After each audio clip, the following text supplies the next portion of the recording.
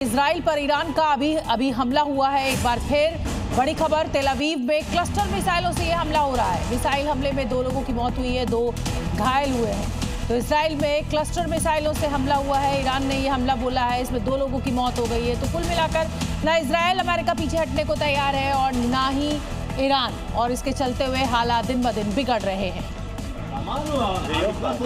ये देखिए कैसे 2 लोगों की मौत हुई है, गाड़ियों को नुकसान पहुंचा है। ईरान ने इजराइल के ऊपर जवाबी हमला किया है। तेल अवीव में यह हमला हुआ है।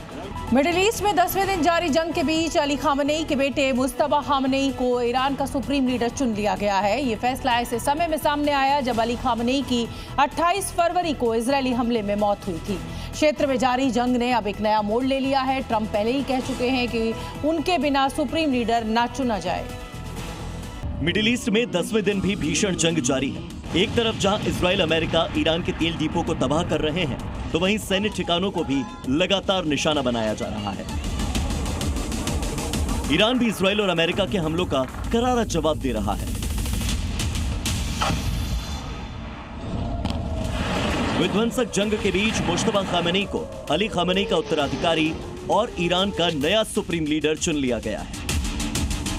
मुस्तफा खामनेई अली खामनेई के दूसरे बेटे हैं।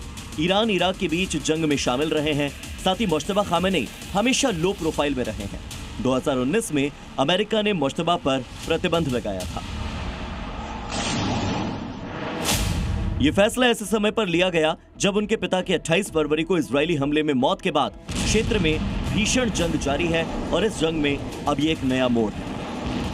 इजराइल की ओर से ईरान पर ताबड़तोड़ मिसाइलें गिराई जा रही हैं, तो दूसरी तरफ ईरान भी इजराइल के अलग अलग शहरों को टारगेट कर रहा है। मुस्तफा खामनेई को लंबे समय से इस पद के प्रमुख दावेदारों में माना जाता रहा था। हालांकि उन्होंने कभी कोई निर्वाचित या औपचारिक सरकारी पद नहीं संभाला है। वहीं अमेरिकी राष्ट्रपति डोनाल्ड ट्रंप तो ये तक कह चुके हैं कि ईरान उनके बिना नया सुप्रीम लीडर न चुने। यही नहीं, उन्हें तो धमकी भी दी गई है कि जो भी उत्तराधिकारी बनता है डोनाल्ड ट्रंप उसे खत्म करवा देंगे। यानी नए सुप्रीम लीडर पर संकट के बादल तो अभी से मंडराने लगे हैं।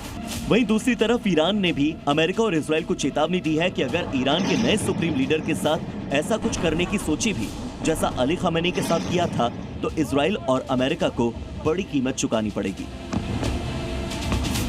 वहीं ईरान के विदेश मंत्री सैयद अब्बास अरागची ने आरोप लगाते हुए कहा कि अमेरिका ने तो कई बार सत्ता बदलने की कोशिश की।